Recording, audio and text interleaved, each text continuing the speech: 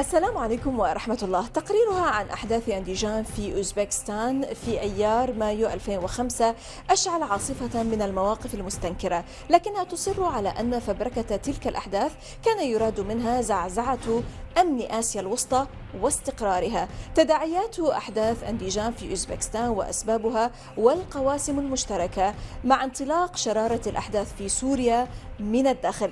معكم زينب صفار، تابعونا.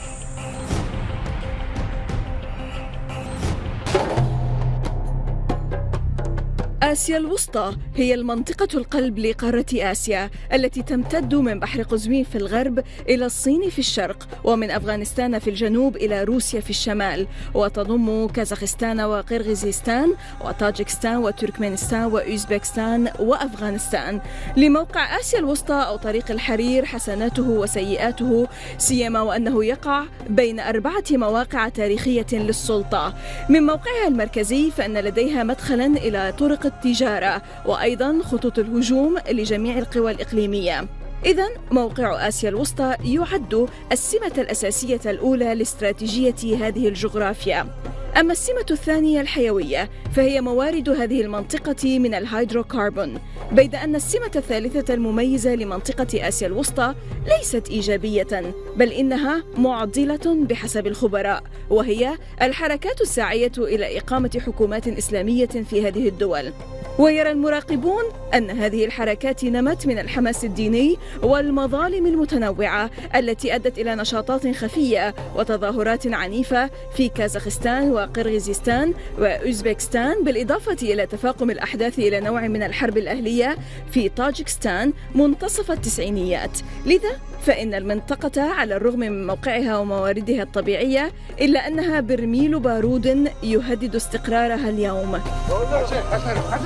البروفيسور شيرين آكنير كبيرة الباحثين في منتدى آسيا الوسطى في جامعة كامبريدج وكلية الدراسات الاستشراقية والأفريقية في جامعة لندن سواس تشرح من الداخل تفاصيل أحداث العنف في منطقة انديجان في اوزبكستان عام 2005، ولماذا وصفت تصريحاتها بالمثيرة للجدل، وما القواسم المشتركة بين ما حدث في انديجان وانطلاق النزاع في سوريا عام 2011. Dr. Shireen Akner, Senior Research Fellow at Central Asia Forum at Cambridge University. Welcome to الداخل from the inside, ma'am. You're most welcome, ma'am. Well, Dr. Shireen, you have penned a controversial report about the events that took place in Andijaan in Uzbekistan back in 2005. Before we deal with the details of this report and all the controversy that it sparked, please tell us about what happened exactly on May 13th, 2005 in Andijaan. May the 13th, 2005 was a Friday. And there are attested reports, including incidentally from BBC reporters, that people went around the houses early in the morning saying, gather for prayers at midday on the central square because we will have established a revolution and an Islamic state. Words to that effect. Was that the main reason behind them congregating there at the square, at the Berber square? There were various reasons. So this was one aspect. Another aspect was that sentence was going to be pronounced on people who were on trial for terrorist activities or being associated with a terrorist group. So that was going to happen, which is why on that particular day, in this rather small city in Uzbekistan, eastern Uzbekistan, so many foreigners had gathered as well as local people. So there was a very big crowd. And the fact that people had said, come to the square, especially because this is going to be a very special day, had added to the excitement. Okay. Now, before we got to midday, starting from quite early in the morning, events started to unfold. There were a number of attacks. People broke out of prison, so that had been organized in advance. There were attacks on the police station and on other government buildings, and by 11 o'clock there were already violent clashes taking place in the city. I was listening in London I am a very bad sleeper, an insomniac, and at 5 o'clock in the morning, there was about a 5-hour time difference, on the BBC and other channels, there was mournful music. The news program started with mournful music and people saying there are terrible events taking place in Uzbekistan. In fact, at that time in Uzbekistan, nothing terrible had happened other than there were some clashes, but quite small clashes at that point, between the police and some individuals. Now, the situation got worse towards midday, and yes, at a certain point, troops were brought in and they started to fire on what they saw as armed insurgents. The story then was quickly reported as the Uzbek troops firing on unarmed protesters. Now, that can hardly be the case. First of all, several buildings around the square were set on fire, and a number of policemen were killed. So clearly it does indicate. This is the outcome of your report. These are the results that you got. These are the events of the day, which are really not contested.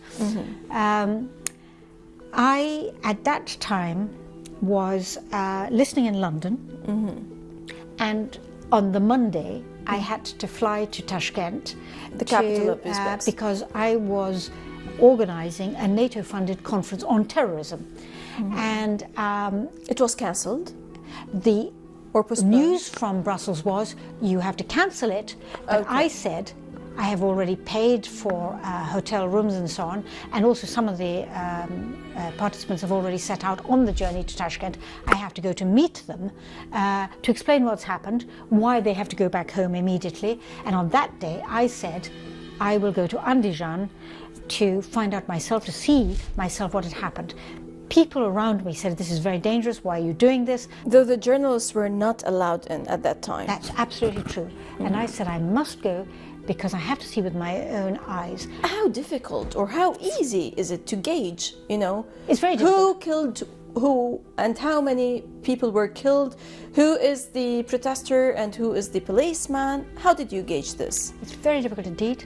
I talked to people, I went to the morgue, I went to the mosques, I went to the cemetery, I talked to people in the neighbourhood. So in the report, I itemize exactly what I did and how I reached my conclusions. Is it hundreds and hundreds of people have been killed, or it's good just heavens, like... no. The way the other, Yes. the Western media, mainstream media, this is the reporting that came out on. Yes. There are two interesting things here. First of all, Andíjan is quite a small city. If 10,000 people are killed, working age people, you can't help but notice it. Have that many people taken out of the population. That clearly did not happen. Another thing is that if you look at similar incidents over time, different parts of the world, people have great difficulty in assessing crowd numbers. We can count 5 people, we can count 10 people, 20 we're getting a bit shaky, 50 you see a lot of people, you can't count them, 100 people you lose count. Your counting accuracy diminishes sharply. So you know something, there are a lot of people, a lot of casualties, you cannot judge. So when people say, I saw 10,000 people killed, even 5,000, what they're saying is a lot of people were hurt, a lot of people were killed, but the number is almost certain to be inaccurate. And that has been proved and over and over and over again. And it was quite clear to me right from the beginning, talking to people, that there had been external involvement. And over the years that followed, that became more and more evident. Arms had been supplied from Kyrgyzstan across the border. A lot of people who fled were actually healthy, strong young men, some of them with the sort of bruises that you would have from firing a rifle. So it was quite clear that there had been some sort of planned insurgency. May the 13th, as I say, Friday, a day when people were likely to congregate. To perform so the a Friday very prayers, important day choosing that. It was also the beginning of spring, so the mountain passes were free, whereas before that they were... Whatever you're talking about, I will come back to talk about the controversy that was sparked by your report, but whatever you are describing, Dr. Áknér, like choosing that specific day, Friday, when the people congregate for the prayers, and protesters who are described by the mainstream Western media or other corporate media as civilian protesters, unarmed protesters, and that the government, police and the forces, they have waged this attack against them, this massacre, they have committed atrocities. It's a humanitarian issue, it's a direct breach of humanitarian code. It very much echoes whatever happened at the beginning of the conflict in Syria, in the city of Dar'a, where also it was like protesters gathering to ask for certain kind of demands on a Friday, and then the police clashed with them, and all of a sudden we have casualties among the police and the protesters. That shows that they are not so peaceful, they are not unarmed, because policemen were also dead, but this was not in the Western mainstream corporate media. This is true, and unfortunately there are echoes. The reason, I want you here to tell me about the reason of having such an event take place, which is similar also to the reason why we're having these events take place in Syria. If I may give you a rather long explanation. We're talking about the year 2005, and in March that year in Kyrgyzstan there had been an attempt at having a coloured revolution. Remember, this is following on from the coloured revolution, Georgia. The so-called democratic revolution in Georgia and also in Ukraine. So it was thought, the rhetoric was, it'll be easy in Kyrgyzstan, and it was quite easy in Kyrgyzstan. The government was overthrown, a new government was put in place. It turned out that the new government was not a pro-Western government. It was actually a very corrupt government, but that's a different issue. But that had happened fairly successfully in Kyrgyzstan, and the thought was the really important regional player is Uzbekistan. And the rhetoric before that had been, everyone hates the president, everyone wants freedom, everyone wants to be more Islamic. So it seemed that give a push, quite a small push, and the whole thing will collapse. And in Uzbekistan, we will have a sequence of events that would lead to a total change of government, of outlook, of loyalties, not only in Uzbekistan, but for the whole region. And with the West in particular. This is the way it was understood and thought beforehand. This was the impression that was created. In fact, and this is a very, very important point, the Uzbek government weren't prepared at all for what happened on the 13th of May 2005, but they did have security forces that were in training, so they didn't expect events to happen on that day, but in general they weren't badly trained. So on that particular day, when the events started to unfold, at first of course there was panic. How could this be? In some provincial town, suddenly so much violence, completely not expected. They flew in troops from other parts of Uzbekistan, and by the end of the day, within a few hours in fact, they had brought a certain amount of order, and in the following days they began to arrest people who had been involved, and at the same time there was a huge flow of refugees towards the Kyrgyz border, which was quite close and within walking distance. The interesting thing is that the Uzbek troops did not stop them. There is a lot of media reporting of massacres on the road to Kyrgyzstan. That didn't happen. Some even claim that those were witnesses to the massacre, to the so-called massacre that took place. So why were they allowed to leave without any hindrance? It would have been easy to stop them. I mean, there's just one road, so you can stop them in any way you like. Also, there were, for me, anomalies. We were told, if you read the reports carefully, there were women who were there in their high heels and set off on this walk of, which would be something like 50 miles, roughly speaking. I said to myself as a woman, walking 50 miles in high heels, I just don't see it happening. Also, if you're not in training, you try and walk 50 miles, you get to your destination, your feet will be all blistered. I know from personal experience. No one said, about the refugees they interviewed, these people could hardly walk because their feet were blistered. There was nothing like that. The impression that you got reading the reports carefully was that, first of all, these were not untrained people fleeing in panic, because there would have been physical signs of that. But secondly, you also got the impression that actually, and you got this impression quite a lot from Kyrgyz eyewitness who saw people coming across the border, that these were actually combatants. There were not so many women and children, there were a lot of young male combatants. So it was part of an insurgency that didn't work. That was the impression that was created. That's not how it was reported. People who fled, call them refugees, call them insurgents, whatever you like. So there they were in Kyrgyzstan. Kyrgyzstan didn't want to keep them, made that clear. And after some discussion, some of them were sent off to Romania, others were sent to Western countries, where they were received on incredibly generous terms. They were given allowances, housing, jobs, incredible. What did we see? Yes, allow me, ma'am, to stop you now for a short break, and then we will continue discussing this particular point and the comparisons, for example, the events that took place in our part of the region, which it seems that history is repeating itself. A very interesting comparison. For the same purpose. إذن فاصل قصير ونعود، لا تذهبوا بعيدا.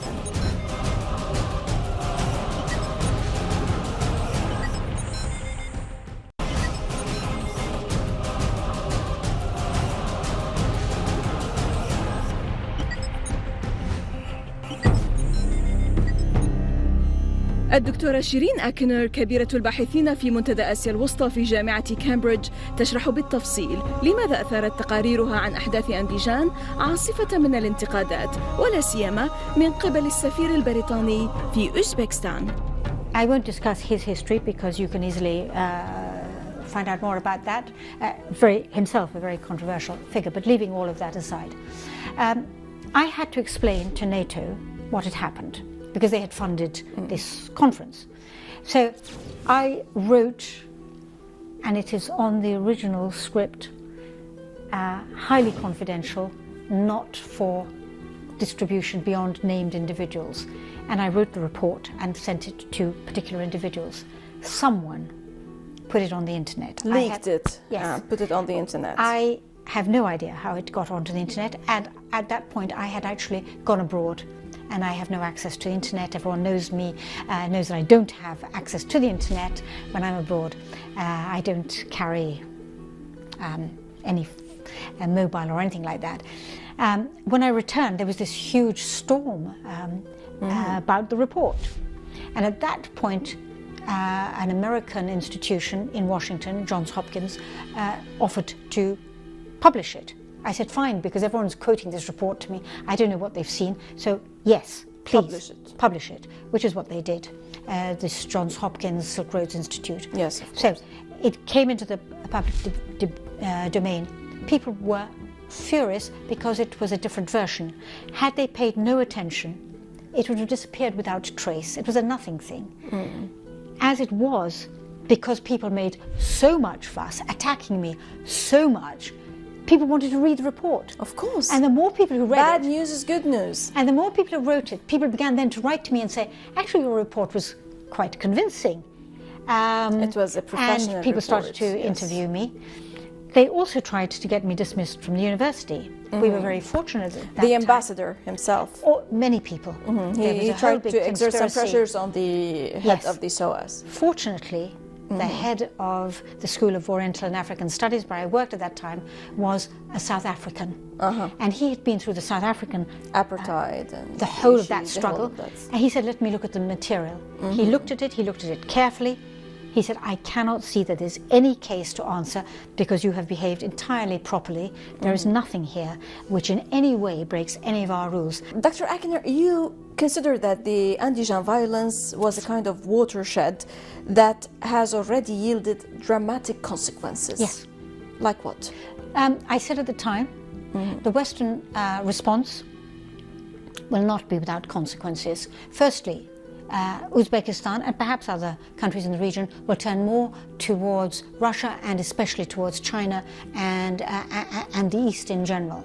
Secondly, I said, people in Central Asia will feel that NATO has been discredited because one of the key points of NATO Partnership for Peace, and Uzbekistan was a member of NATO, is still a member of NATO Partnership for Peace, is there has to be consultation before any public action is taken.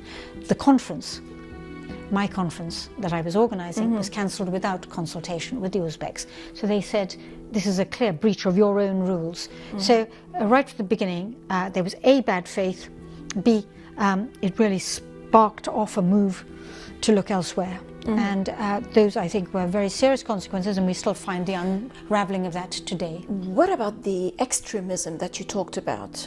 It's Islamic continued. extremism.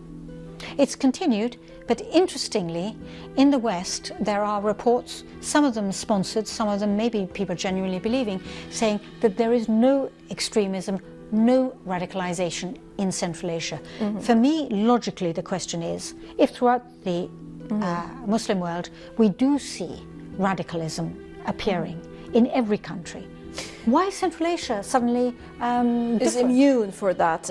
Yes, because the Middle East is not that far away from Central Asia. There are close links. Yes, and all the upheavals that have been taking place since the so-called Arab Spring, and with this spreading of this kind of extreme fundamentalist ideology that is going on not only here in the Arab world, but also that has flared up in certain Western capitals. Europe too, yes. True. Where is Central Asia being taken? The wind, where is it taking Central Asia concerning this? At the moment, the governments, and I would say the majority of the population in all the Central Asian states, are against extremism. They are very proud of their Islamic heritage. As you know from Uzbekistan in particular, great thinkers, great scholars like al-Bukhari, al-Khwarizmi, al-Tirmizi and so on, they're very, very proud of that heritage. So they say we do not need other interpretations of Islam. But what is interesting, in the West they say, you are different from the whole of the rest of the Western world, of the wider world. You are not at all affected by radical trends. This is very, very strange because many, many Central Asians make the Hajj.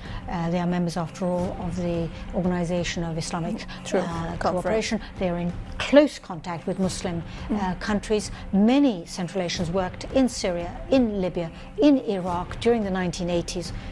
During the Soviet period, as engineers, doctors, teachers, interpreters. But don't you think that there are certain sleeping cells that are waiting to be given the signal to wake up? It could well happen. Wreak so that havoc is why in the countries. governments are very vigilant, and that is what is constantly being criticised in the international media. Right, Dr. Shireen Áknir, Senior Research Fellow at Central Asia Forum at the University of Cambridge. Many thanks indeed, and we hope to see you again to talk more fully about Central Asia. Thank you so much. You're most welcome. إذا لقاء جديد في الأسبوع المقبل مع ضيف جديد وقضية جديدة ودائما من الداخل. للمزيد من التواصل بريدنا theinside@almayadeen.net وصفحتنا على الفيسبوك من الداخل، من كل فريق عمل من الداخل من كل الميادين. السلام عليكم ورحمة الله.